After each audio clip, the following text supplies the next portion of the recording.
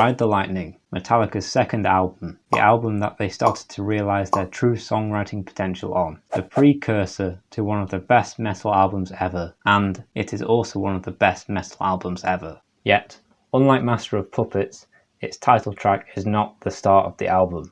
It's by no means bad, but when you think of Ride the Lightning, you think of For Whom the Bell Tolls, Creeping Death, Fade to Black. Yet, its bass line, I think, is on par, maybe even better than the more popular songs on the album. So do you want to see some cool bass stuff that can rival this? Let's start the video. The song starts off with guitars, and the bass under this literally hits the open E string. Lots of songs do this, where they'll play an open string to build up into the song or into a riff, but very rarely do you see it be literally hit. I guess it kind of gives it a sort of similar effect if you were to slap it. It's very loud and powerful. Then there is a slide from the octave of the E, which then goes into hitting the open E string octave chord.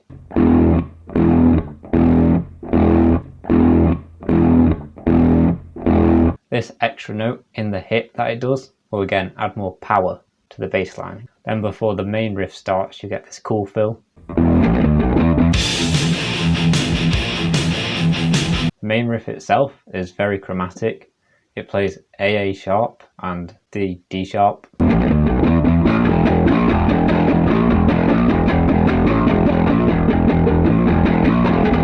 Lots of this song is quite chromatic, and that becomes important later. And before you get to the first bridge, it plays this cool phrase here. Now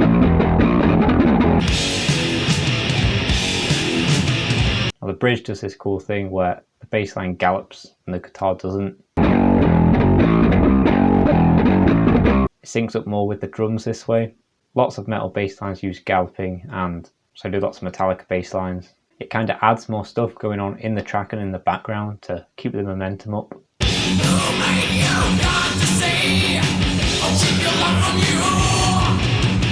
In the pre-chorus, there's this cool rhythm that's played like this.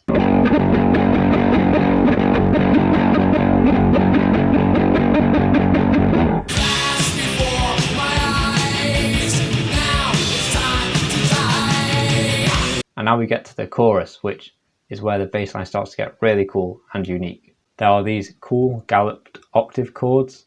When the bass is playing the A, it first plays the A and the 7th fret of the D string, and then the A and the 14th fret of the G string.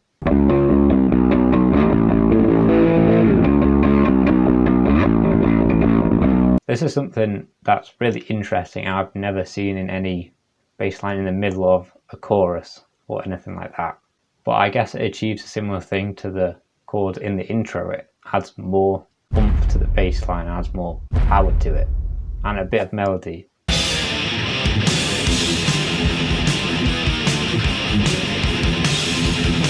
Here, it gallops again on the 6th.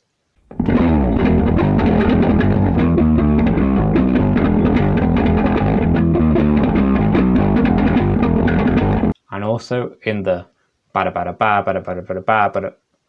That's what the guitar plays, but most of the time the bass doesn't play the extra 2 ba after the G.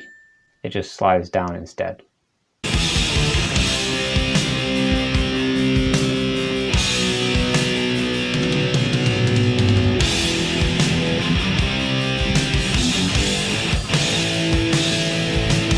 In this part, before the solo starts, that's where the real meat of the bass line is. This whole entire section is just really incredible. It's like almost like a bass solo being played under the guitar solo. After the fast part ends, you get this really cool phrase that's played like this.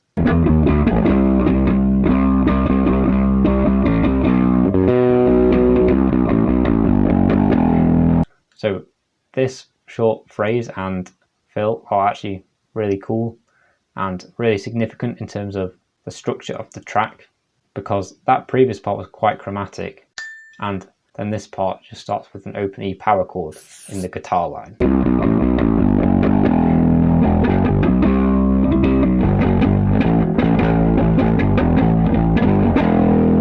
This part is slower and less chromatic than the previous riff, more melodic, to allow for a guitar solo to be played over it. So this fill connects those two parts fluidly, the chromatic part to the less chromatic part. And the cool thing about this fill is it uses every note from E minor apart from D. This is significant because certain notes in the minor scale have more minory feels to them than others, particularly the second and the sixth of the scale. These are the notes that give it that edge. This is because different intervals have different niceness to them. Like, I'm not sure of the exact science, but I think it's to do with how close the frequency of that note matches with the previous one. So octaves, very nice to hear, fifths, fourths, those sorts of things. And so the ones that don't sound as nice to your ears doesn't mean they're not good, it just means they've got a bit more flavour to them, as in you have to use them a bit more carefully, but when they're used in the right position they work really well. This is why the second and the sixth are removed from the natural minor scale to form the minor pentatonic scale, which is often used in rock music to not sound too happy nor sad at the same time. So by removing these more flavourful notes, it kind of ensures that, which is what that genre tends to go for. You can basically play any notes in any order from the pentatonic scale and they'll sound alright, but if you include the second and the sixth, it would often sound weird or off. So these notes are used to add a bit more of a minor sound to your music. And so since we came from quite a chromatic part, these notes are sort of used to show the sort of feeling that's going to come up next, rather than the entire band transitioning straight away. It's smoother if one instrument does it first and then the others follow suit. Then there's this crazy fill in the bass line that goes like this.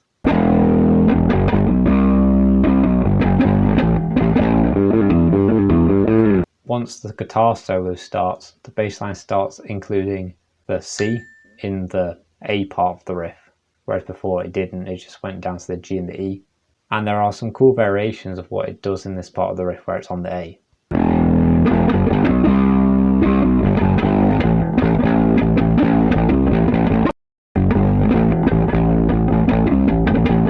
Then the riff modulates, goes from instead of starting on E to starting on F sharp, and all the other notes are moved up by the same amount. It also changes what it's playing slightly.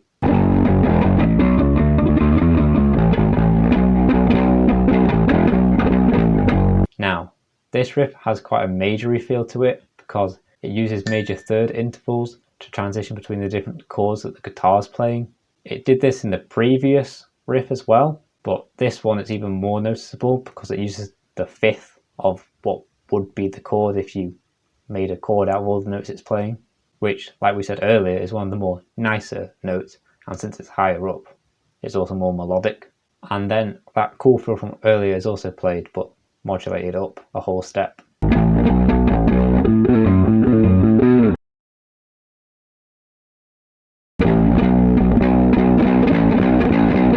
Then there's this cool fill on the B before the second half of the solo starts. Under the second part of the solo, there's this quite cool fast riff that goes back to being more thrashy and metally rather than a bit more melodic like the previous part was, which kind of matches the solo. In the first half of the solo it's a bit more melodic and then faster, more thrashy in the second part. Then after the solo we get back to that chromatic riff from earlier where the bass skips a note, which is quite interesting, creates quite an interesting rhythm. But in Cliff Burton's bass lines there's often lots of variations. Right after he skips this note, it goes back to playing how it did before.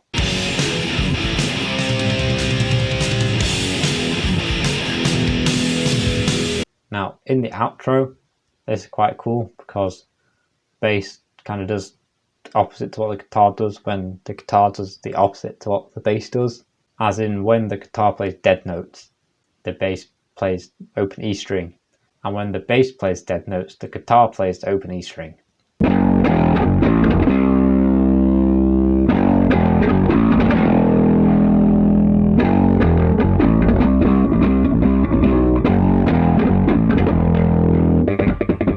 then you end off on this cool bonus bass part. And that's Ride the Lightning by Metallica. Well, I've been Sam. I hope you enjoyed the video. If you did, please subscribe. I'm hoping to release more Metallica metal bass content in the future, and if you enjoyed this, you'll probably enjoy that as well.